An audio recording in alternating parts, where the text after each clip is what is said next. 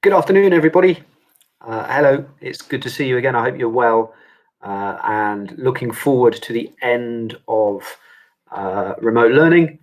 This short video explains some of the systems and procedures that we've put in place for the return of face-to-face teaching from next Monday. I am really pleased that we're able to get the children back into school next week. And I'm sure that you are as well, if you've had your children at home like I have for the last few weeks.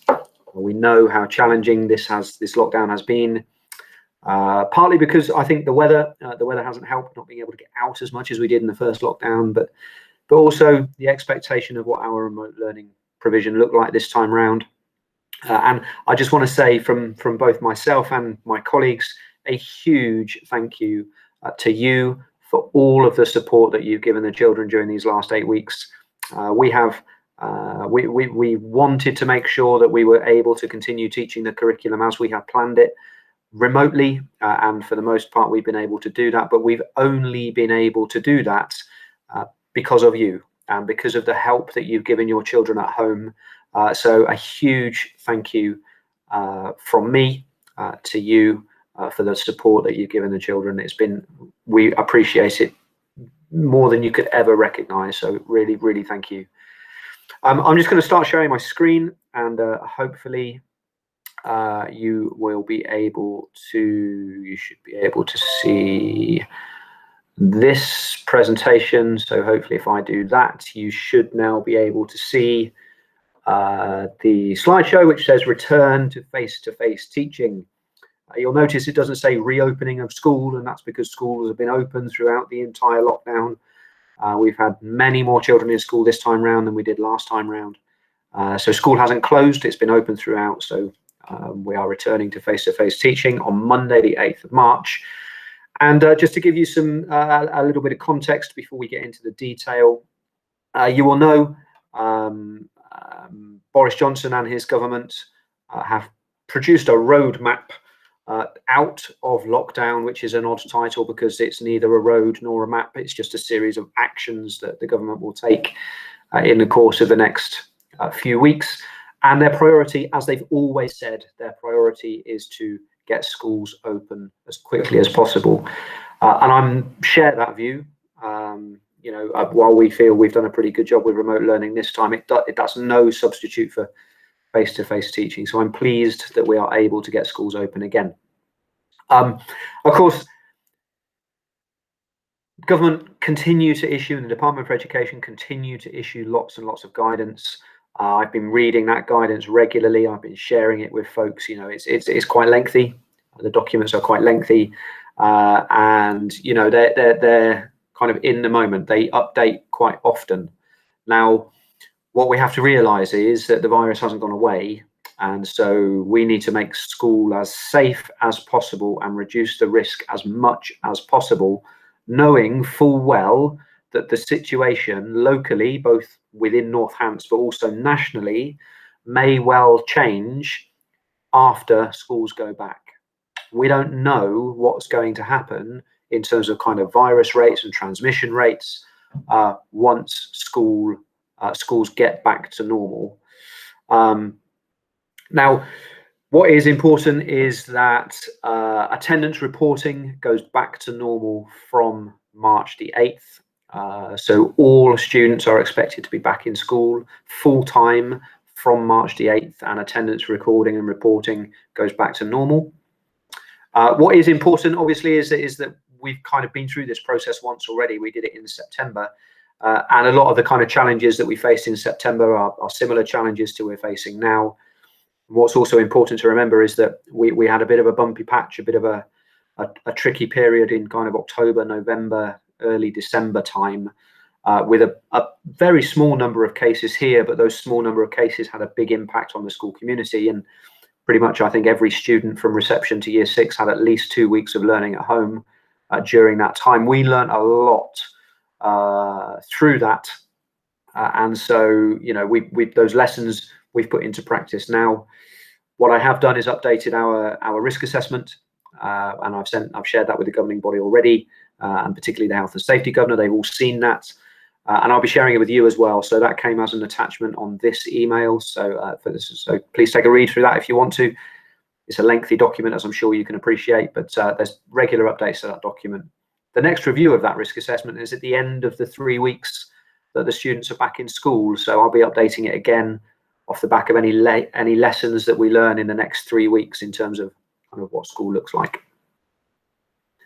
What is important to remember is that the virus hasn't gone away. I've mentioned that once already. That's going to be a repeating theme throughout the course of the next few minutes.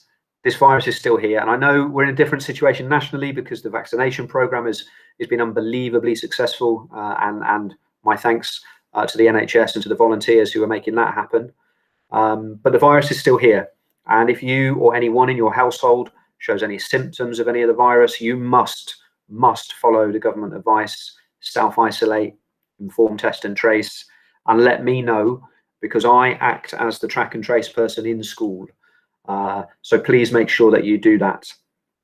What we learned from opening to everybody back in September is that actually, and you know, none of this is going to be new to you, I don't think, but you know as well as I do that children thrive on routine. And we know that there will be some students who may be a little worried about coming back to school on Monday, as they were back in September. But actually, when they get over that kind of, get through the threshold, as it were, through the door, back into the routine of being back in school, actually, we could see how happy they were to be back. And I'm anticipating the same thing this time round as well. What we did note was the positive impact on the children's mental health when they were back in school before, and also on your mental health. I had feedback from some parents and some carers who told me that actually it's getting the children back into school and be able to get a sense of normality again had a really positive impact on their own mental well-being as well. So, you know, again, I think the same thing will happen this time. What we learned in September as well is that actually the gaps in learning that we thought might exist didn't really exist. You know, there isn't any, you hear in the press this kind of idea of lost learning and, you know, having to catch up. What we discovered in September was actually the children didn't need to catch up. And we anticipate the same thing again this time. Our remote provision, we feel, has been very good. And actually, when I've compared work that the students have been doing in school with the work that their friends have been doing at home, and in terms of both quantity and quality of work, there isn't much difference between the two. So we've been able to provide the curriculum as it was planned. We're not going to be catching up. There's no talk of catching up. What we want to do is praise the children around their resilience, how well they have coped with the last year, really, and how brilliant they've been and the resilience that they've shown.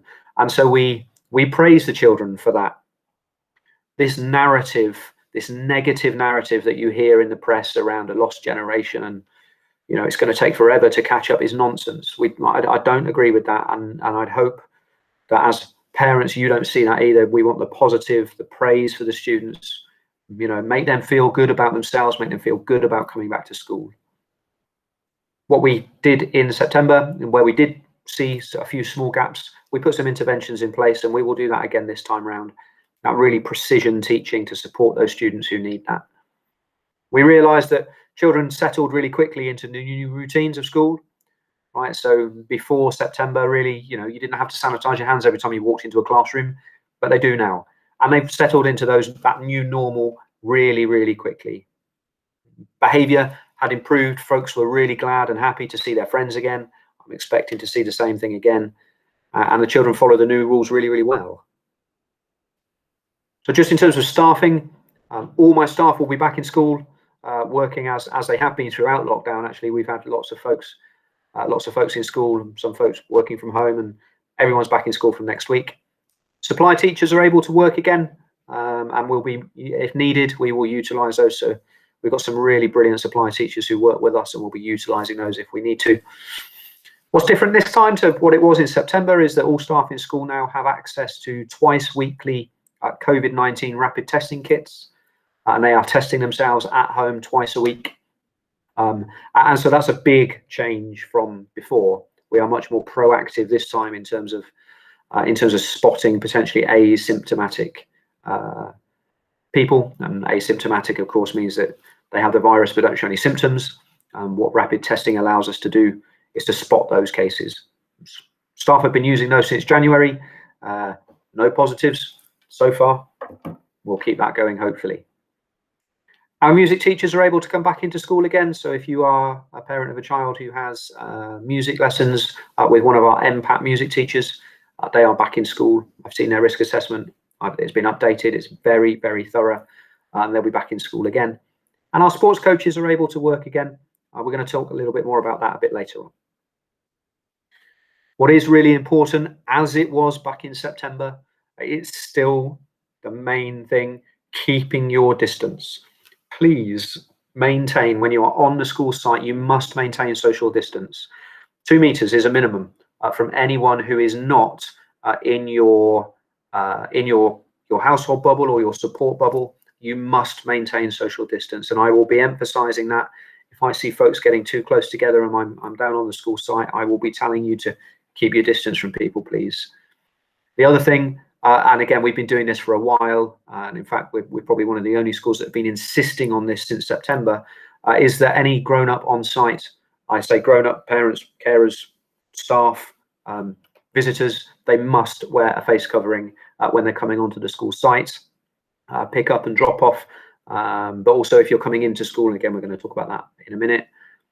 I recognise that some folks may be medically exempt from wearing a face covering, and if that is you, then that's fine. I will ask you about that. I may ask you to show your medical exemption where I need to. This we know because the science tells us that wearing a face covering significantly reduces the risk of transmission, but alongside that, social distancing also plays a key part as well. And just one thing that we're going to be doing in the classrooms, obviously, is keeping the windows open, which we have done throughout this lockdown. The windows have been open in all of our classrooms where our bubbles of key workers and critical worker children have been. Those windows have been open. They will continue to be open. Again, we know the science tells us that ventilating classrooms is a key to keep that air moving through the classroom. So windows will be open, doors onto corridors will be open, doors onto playgrounds may be open, and obviously it's okay. As we head in towards summer, we will be doing that anyway, but we've been doing that throughout the winter. We'll keep the classrooms, we'll keep the heating on longer than we would normally do, and make sure the classrooms are warm enough for the children. But that ventilation is really, really key. So I'm just going to talk through a typical day, kind of what school might look like come March next week. Breakfast Club is operating as normal. So as it did back in September, Breakfast Club doors will be open at 8. It's the usual entrance and exit to Breakfast Club. We'll still be using the bubble system as we did back in September. Each year group will have its own set of its own table, and the students will be sitting in their year groups. And those year group bubble tables will be more than 2 meters away from each other in order to keep everybody safe. And we get to, at the end of Breakfast Club then, members of staff will take the students down to their classrooms while everyone else arrives. Now you'll notice, as I mentioned in my email last week, we are keeping staggered start and finish times.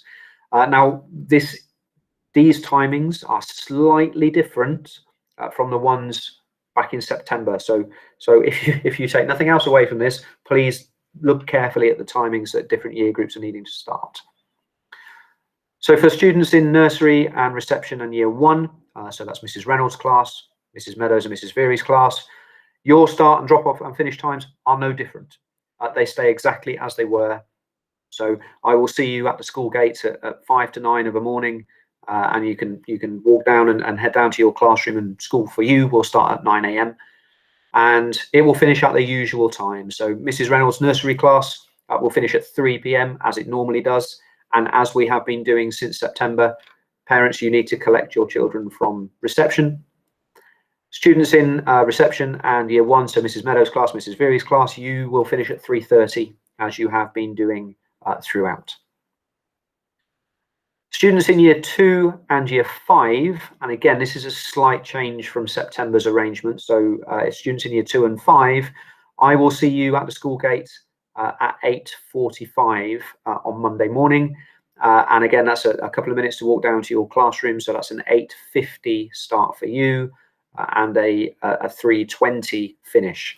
So you still get the same length of school day, just everything's been shuffled forward by 10 minutes. Students in year 3, 4 and 6, and again, it's this arrangement. We didn't want too many folks going to the same part of the school building at the same time. So this is, again, where the slight tweak comes in from September. At year 3, 4 and 6, your start and finish times are 5 minutes earlier than the other year groups. So I will see you at the school gate at 8:40, and your school day starts at 8:45, and it will finish at 3:15.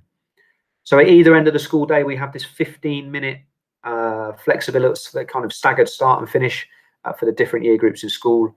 What that allows is a continuous flow of people around our one-way system, which you will be familiar with by now. Year 4, what you need to make sure you do, as we were doing at the end of the autumn term in December, is you need to walk all the way round, come right the way around the school site and go up to your classroom, your new classroom door, where you will be met by Miss Stott or Mrs. Jordan or Mrs. Metcalf. And at the end of the day, year 4, parents need to meet their children in the playground as they would normally have done back in December. If you have siblings in different year groups, please don't worry. You can drop off your different siblings in different year groups at the same time. So whichever sibling is due to arrive earliest, you can drop the rest off at the same time. The students need to go straight into their classrooms when they arrive. They will be met by a member of staff. There are hand sanitizing stations at every entrance and exit to the school buildings, and the students must sanitize their hands when they walk in to the building. I'm not asking for anyone to wait in the playground, as was the case in September. When you're picking the children up at the end of the day, please make sure that you are socially distanced from anyone else in a playground. Our school site and playground, we're very lucky. We've got a huge site. We are quite able to social distance from folks. And while this isn't strictly part of the school site, I know that some parents do wait at the top of the hill up by the school gates, and their children walk around on their own and then meet you up at the gates. I have noticed some of you are not wearing your masks, and I would encourage you to do so, but also that you are not social distancing when you're up at the top. I can't stress enough how important it is to maintain that social distance up at the top of the hill. I know it's not part of the school site, so it's not part of my remit to kind of make you do it, but I would strongly encourage you to keep your distance, please. We encourage our older children to walk to and from school, and I know lots of students already do that. Helps to develop that sense of independence, ready for secondary school. And if we think that actually we're not that far away, particularly for year 6, your transition to secondary school is going to be starting fairly soon. But we recognise that actually that's completely up to you. So while we encourage the older students to walk to school, it's entirely up to you to decide whether that's the right thing for your family or not. I'm going to insist on this, please, folks, is that you don't come into the school buildings. If you want to talk to your child's teacher in the morning, then that will be just outside their classroom, outside where we're able to maintain social distance. If you need a longer meeting with your child's class teacher, or indeed me, you do need to email in advance or give us a call to arrange that meeting. And if needs be, that meeting will be virtual. We're able to do that, or if you need a face-to-face meeting, then that will have to be when there's nobody else in school, so the children are at home. That meeting will be socially distanced in one of our spare classrooms. But those meetings, if you want those, you must email in advance to let us know that that's the case. We recognise that some of you may need to pop into the office and drop some stuff off for Mrs. Riley, or have a chat with Mrs. Riley about admin-y type things. You are welcome to do that, of course you are, but we're only going to allow one person in reception at any time. So if you come kind of round the one-way system and need to pop in but discover somebody's already there, then we're going to ask you to wait outside. That's just to ensure that we don't crowd reception with too many people, and also just means that there's no kind of waiting around and hanging around. If you do come into reception, I'm going to ask you, insist that you wear your face covering, please, and make sure that you maintain social distance, both from other people in reception, but also my colleagues as well. That's really important. We know that being flexible is going to be the key when the children come back next week. While we feel that we've planned really carefully for most situations. And of course, we have the experience from November and December of kind of having to react to positive cases or other potential situations that might come up. We could learn those lessons already. We are going to need to be flexible. We are going to need to respond to situations often really quickly with very short notice, and often, more often than not, I will email parents, as I have been doing throughout. Please make sure that your email address is up to date. If it's changed or you have a new one for whatever reason, please let Mrs. Riley know.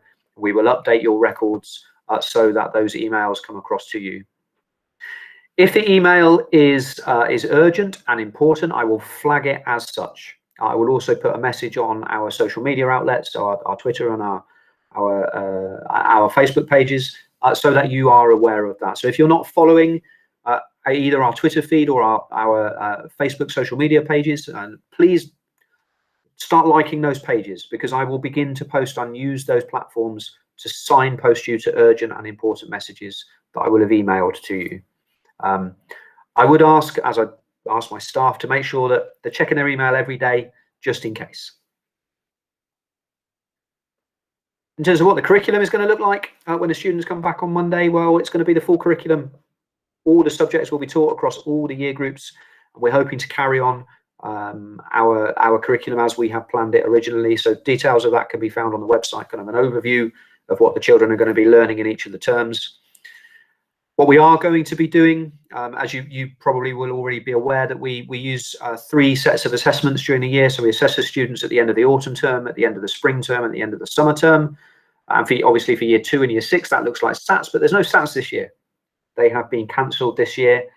But we will still do a round of summer assessments just to kind of keep that data coming to help us identify whether any gaps are and making sure the students are continuing to make progress. We're going to do that spring round of assessments as planned at the end of this term.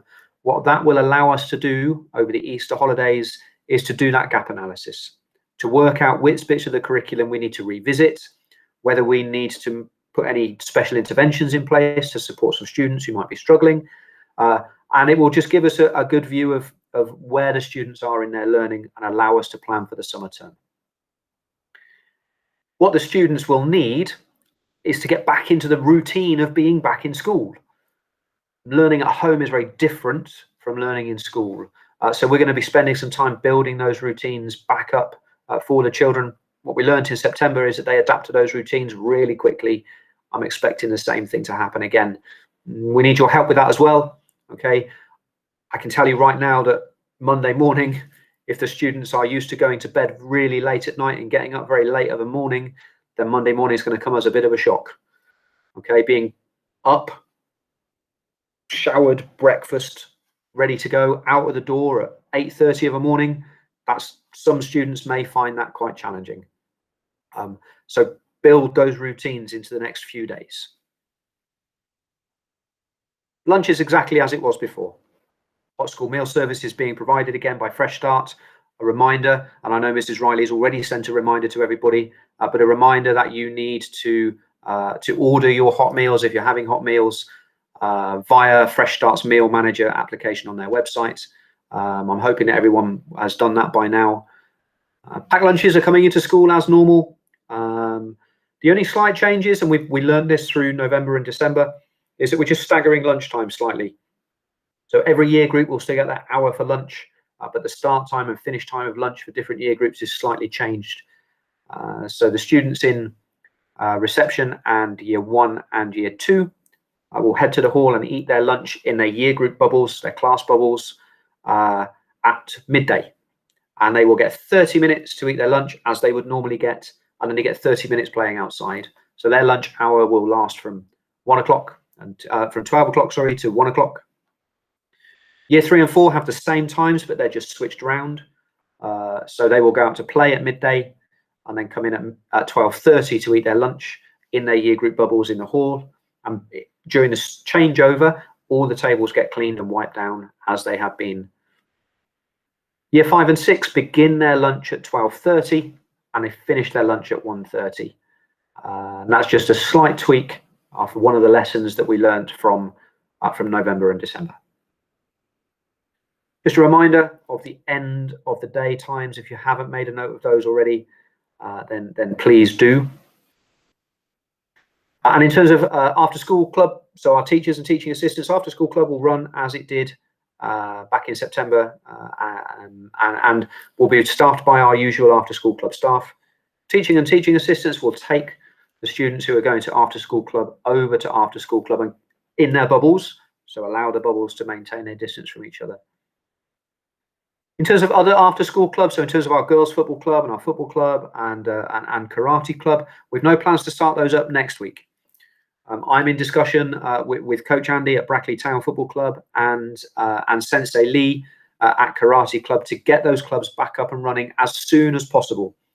We want to see how the next kind of couple of weeks goes in terms of getting everybody back first before we start kicking off with those after school clubs again. I will let you know when they're up and running.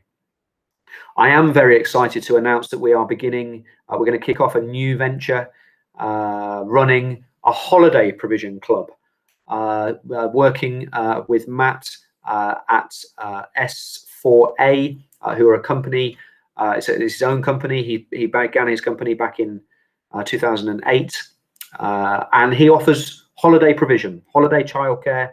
There's lots of sports, lots of art and craft, lots of cooking, and he's going to be using Southfield as the site for that provision in Brackley. I'm really excited that that's a new project that we're kicking off, and I know that some of you already use his provision at other schools, out and about at other places that he runs at. I'm really excited that that's starting here.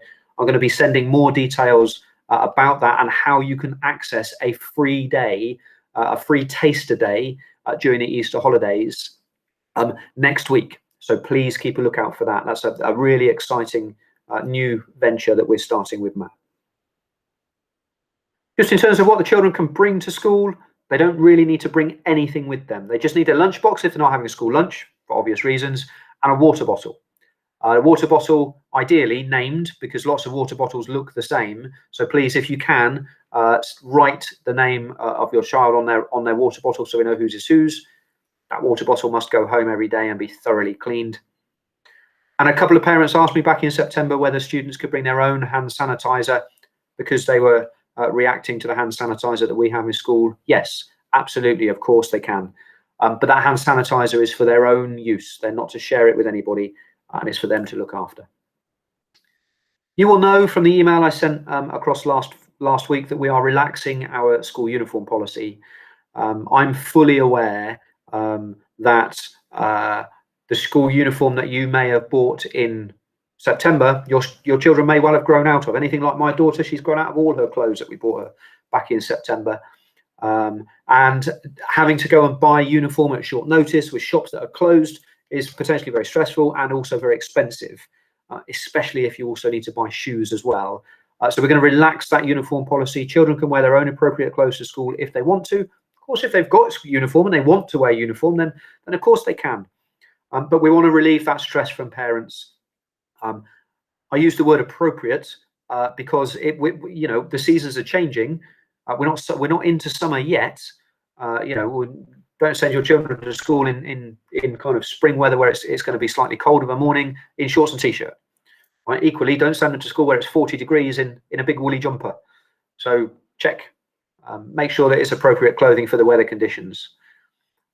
Also, on that note, I want the children to come to school wearing their PE kit on the days that they have PE. Your child's class teacher will let them know which days that needs to be. Just one final note on what the children can bring to school. At the moment, we're not at the stage where we're able to begin to use the library again. I'm hoping that we'll be able to get to that point fairly soon. If you have library books at home which need to come back to school, please don't worry about them for the time being. Keep them at home. We'll let you know when we can bring those books back. The only exception to that are students in reception year 1 and year 2. I know that Mrs. Meadows, Mrs. Veery and Miss Onions have developed a system for those students. It works on a weekly rota, and there's some quarantining that has to happen when the books get back to school and so on and so forth, because we recognise the importance, the real high importance of early reading. If you've got any questions about what that system looks like, then then please go and speak to Mrs. Meadows, Mrs. Veery, or Miss Onions. But we will let you know when any library books can begin to come in and out of the library again. If you have any questions about any of that in terms of what's happening on Monday, please do not hesitate to get in touch. There's my email address is on the screen. I will respond to emails as quickly as I can. And you know, if I don't, then please hound me and I will get back to you. I promise that I will do that. If you want to give me a call as well, please give me a call in the office and I will get back to you as soon as I can. I am hoping that I should be back on the screen. There we go. Folks, hopefully that's answered all of your questions. I just want to remind folks of how important it is that we make school as positive as possible. That message about reassuring and praising the children for how resilient they have been during the last year and getting that positive narrative out to the children and also to you, because we've missed them. We want the children to be back in school. I'm sure you do as well, and get back to learning. We're really looking forward to next week. And a huge thank you again, folks. If you have any questions, please do get in touch. Thanks. Bye-bye.